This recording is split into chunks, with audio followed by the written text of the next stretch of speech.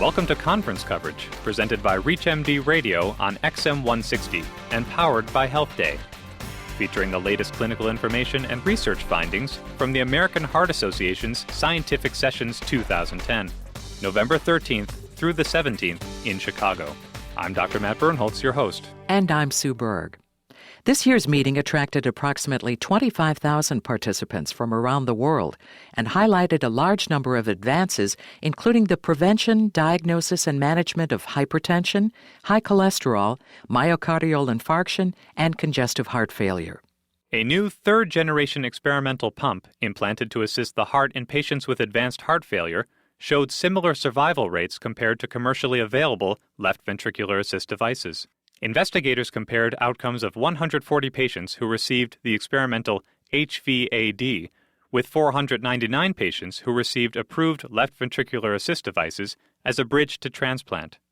92% of patients who received the HVAD survived for 180 days with the pump, received a transplant, or had recovered enough to have the device removed. This result paralleled the 90% of control patients who were also treated successfully.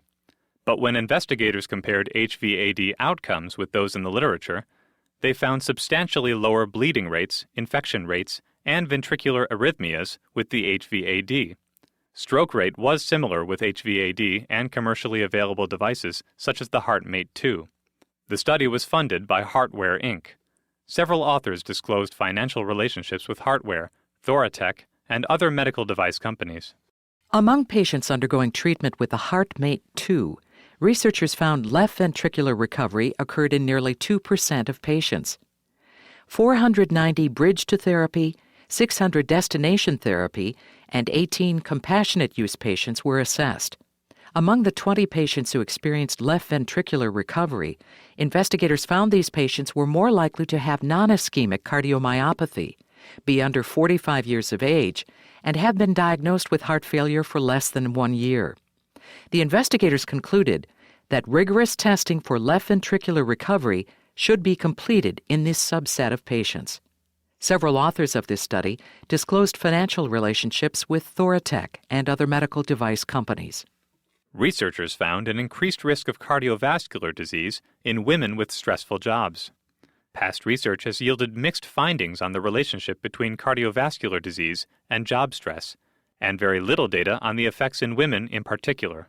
Investigators evaluated the impact of job stress and job insecurity on incident cardiovascular disease among more than 17,000 healthy female medical professionals over 10 years. Women with highly stressful jobs were found to have a 40% increased risk of a cardiovascular event compared to women with low-stress jobs. The lead investigator from Brigham and Women's Hospital recommends questioning women about stress levels when evaluating their overall health.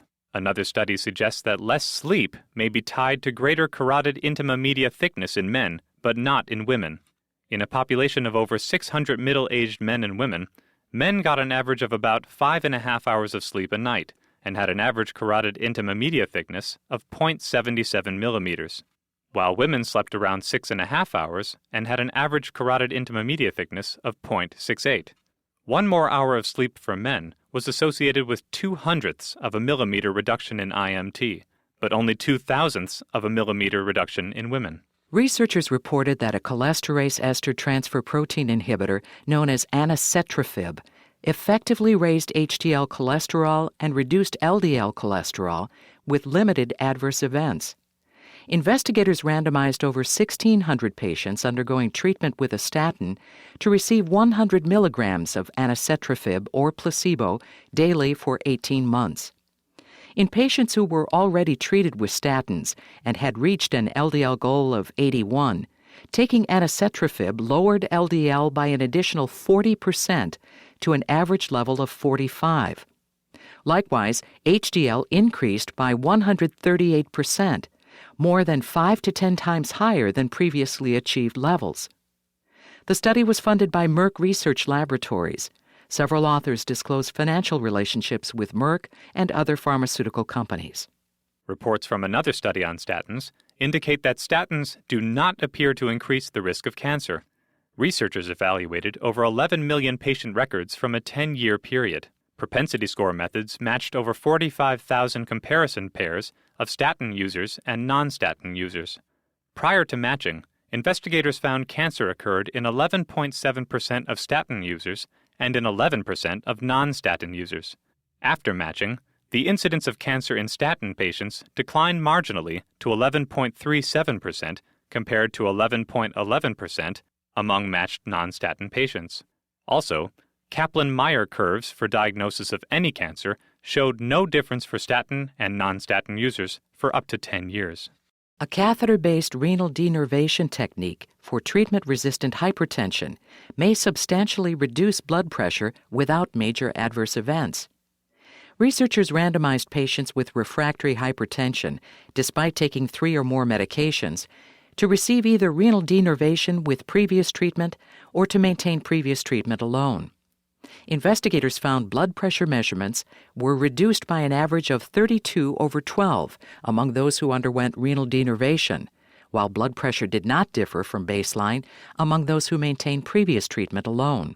At 6 months, 84% of patients who underwent renal denervation substantially reduced blood pressure, compared with only 35% of patients who maintained previous treatment.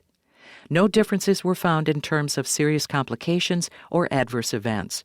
The authors concluded that reductions in blood pressure from renal denervation could help limit development of hypertension-related diseases and mortality. Device maker Ardian funded this study.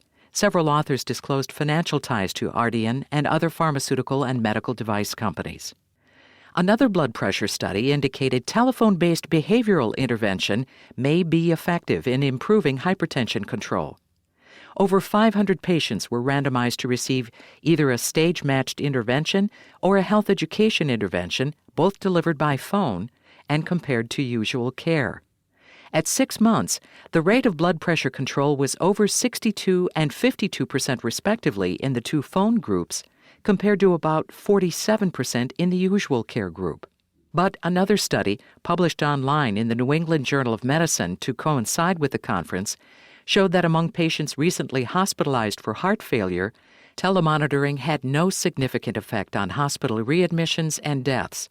Investigators said their results underscore the importance of thorough, independent evaluation before disease management strategies are adopted. Several studies addressed vitamins and supplements.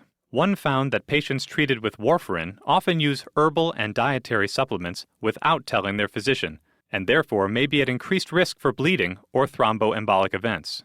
Of 100 warfarin patients surveyed, a majority took supplements, 92% that they would report supplement use if asked by their healthcare provider, but only 1/3 of providers did so.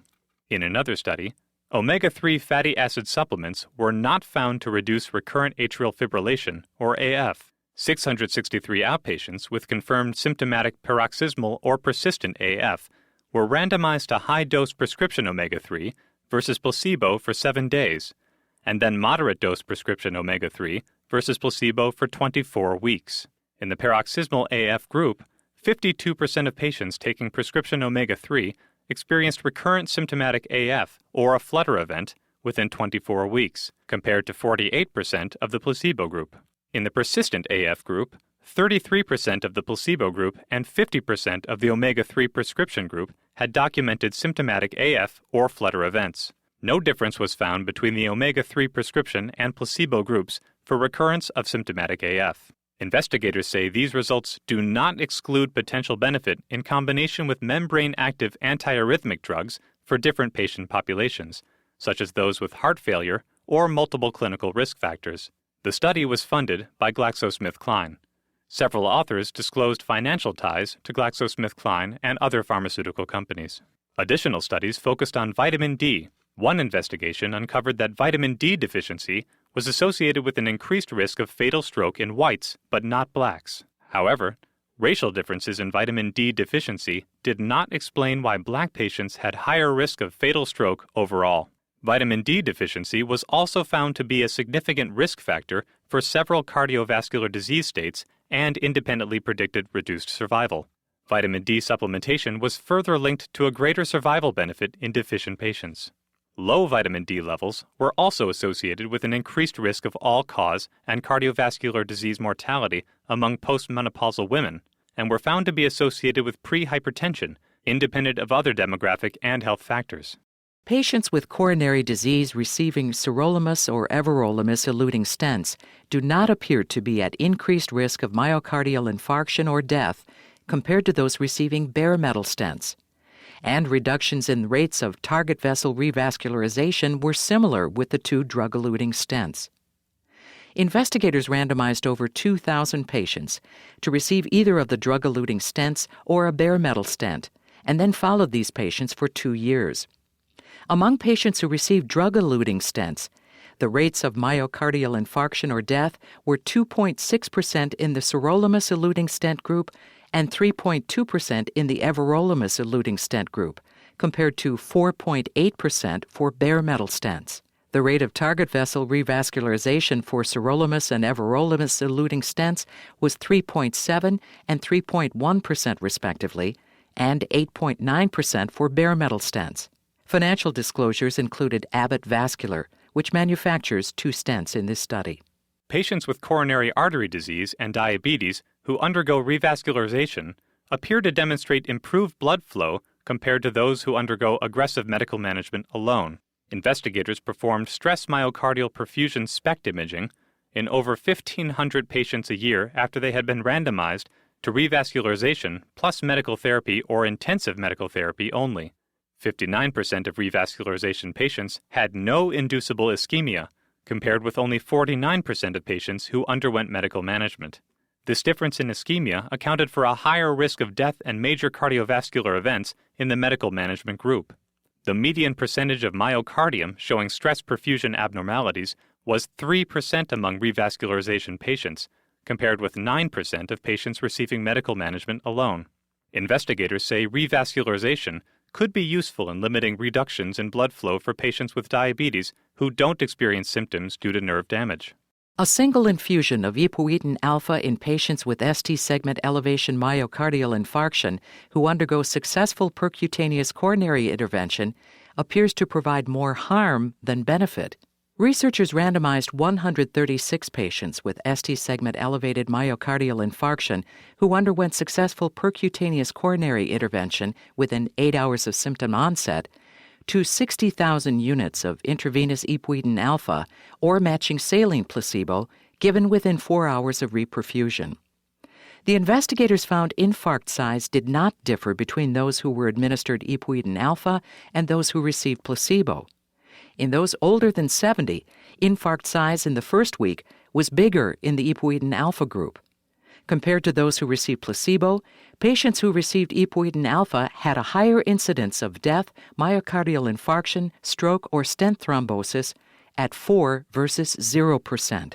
One author of this study disclosed a financial relationship with Heart IT Technologies. For certain heart failure patients, adding cardiac resynchronization therapy, or CRT, to an implantable cardioverter defibrillator, or ICD, appears to reduce rates of death and hospitalization for heart failure, but raises the risk of adverse events. In nearly 2,000 patients with New York Heart Association Class 2 or 3 heart failure, left ventricular systolic dysfunction, and a wide QRS complex, researchers assessed the benefit of adding CRT to an implantable cardioverter defibrillator and optimal medical therapy. Death from any cause or hospitalization for heart failure occurred in 40.3% of patients who received an ICD only, and 33.2% of patients who received an ICD plus CRT. In total, 236 patients who received an ICD alone died, compared to only 186 patients who received an ICD plus CRT. But adverse events occurred in 124 patients who received an ICD plus CRT, compared with only 58 patients who received an ICD only. The use of automated external defibrillators, or AEDs, in patients with in-hospital cardiac arrest does not appear to improve survival. Over 11,000 patients who experienced cardiac arrest in hospital wards were evaluated. AEDs were used in over 38% of patients and were associated with lower survival rates compared with no AED use at 16.3% versus 19.3% respectively. While AED use was associated with lower survival in cardiac arrests with non-shockable rhythms, there was no significant difference in survival for patients with cardiac arrest due to shockable rhythms. The author of an accompanying editorial writes that these conclusions should lead to a consideration of a change in practice for in-hospital cardiac arrest. Further research into the timing of care after cardiac arrest found that withdrawing care after 72 hours may end lives prematurely. A retrospective study evaluated 66 cardiac arrest patients admitted to the hospital in a comatose state and treated with hypothermia for 24 hours, rewarmed, and discharged. Investigators found that withdrawal of life support 72 hours after rewarming may have prematurely ended life in at least 10% of potentially neurologically intact survivors. Another study of patients with out-of-hospital cardiac arrest found that care was withdrawn across a wide time spectrum, approximately one-third of cases within 24 hours, another third between 25 and 72 hours, and the remaining third beyond 72 hours. The study's authors conclude timing of withdrawal of care after therapeutic hypothermia is highly variable, and early withdrawal is common. Additional emphasis on continuing care in post-therapeutic hypothermia patients appears warranted. Finally, a history of smoking, even 15 years after quitting, appears to be linked to heart failure risk. Researchers evaluated the long-term effect of past smoking on incident heart failure in over 3,000 adults ages 65 years and older. Patients were categorized as never smokers or remote smokers who quit smoking over 15 years ago. Compared to never smokers, investigators found remote smokers with over 30 pack years of smoking history had a significantly increased risk of incident heart failure. In related news, moderate alcohol intake has been tied to good health outcomes, according to 3 separate studies. Specific health benefits reported of moderate alcohol intake include a reduced rate of adverse cardiovascular events after coronary artery bypass grafting, especially in men, decreased risk of total stroke in women, and a modest increase in overall health status among women who survive to age 70 or older. Thank you for listening to conference coverage from the American Heart Association's Scientific Sessions 2010, held November 13th through the 17th in Chicago. Conference coverage is a presentation of ReachMD Radio, broadcast on XM 160 and by live stream at ReachMD, and powered by Health Day.